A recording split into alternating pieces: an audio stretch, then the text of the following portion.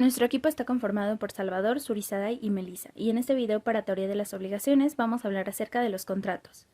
Un contrato es un acuerdo de voluntades que crea o transfiere derechos y obligaciones. Hay diversos tipos, nominados e innominados. Los contratos nominados son aquellos que están regulados y reconocidos por la ley, como por ejemplo el contrato de compraventa o el contrato de arrendamiento.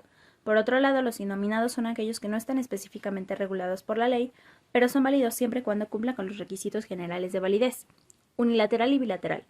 Unilateral es aquel en el que solo una de las partes realiza una obligación, mientras que el bilateral es aquel en el que ambas partes se obligan recíprocamente.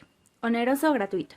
Un contrato oneroso es aquel en el que ambas partes obtienen beneficios y se obligan a realizar prestaciones recíprocas, mientras que un contrato gratuito es aquel en el que solo una de las partes realiza prestaciones sin obtener ningún beneficio a cambio. Comunativo o aleatorio. Comunativo es aquel en el que las prestaciones y beneficios son conocidos y determinados desde el momento de su celebración, mientras que en un contrato aleatorio las prestaciones y beneficios dependen de un acontecimiento futuro e incierto. Real o consensual. Un contrato real es aquel que requiere la entrega de una cosa para su perfeccionamiento, mientras que un contrato consensual se perfecciona con el simple acuerdo de voluntades.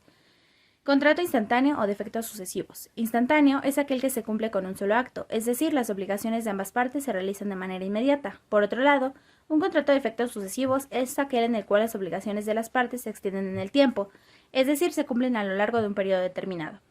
Contrato intuitae personae es aquel en el cual la voluntad de las personas se basa en la confianza y habilidades personales del contratante, es decir, se celebra teniendo en cuenta consideraciones personales del contratista. Los elementos del contrato.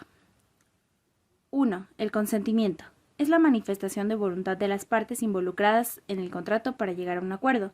Este puede ser de manera expresa o tácita. De manera expresa se manifiesta mediante la palabra, por escrito o por cualquier otro medio, mientras que de forma tácita se deduce de manifestaciones que dan lugar a entender que se expresa la voluntad en determinado sentido, como movimientos de cabeza, manos, visuales e inclusive el silencio.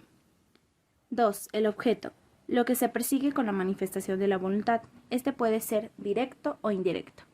Directo se refiere a crear y transferir derechos y obligaciones, mientras que el indirecto es la cosa física o el servicio material de la relación. Y 3. Solemnidad. Para algunos casos, es el conjunto de elementos sensibles de carácter exterior en que se llama la voluntad y que la ley exige para la existencia del acto. Los requisitos de validez del contrato. La capacidad. Es la aptitud para ser sujeto de derechos y obligaciones. 2. Carencia de vicios de la voluntad.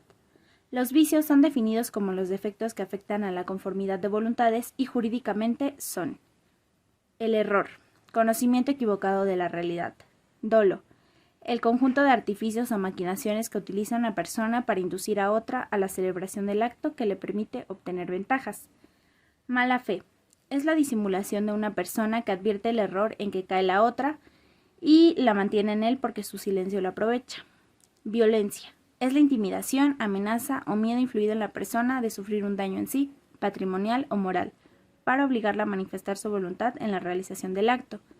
Lesión, es el hecho en que incurre una persona para obtener la voluntad de la otra para celebrar el acto, aprovechando su situación extrema, miseria, suma ignorancia o extrema necesidad, y obtener un trato económicamente ventajoso.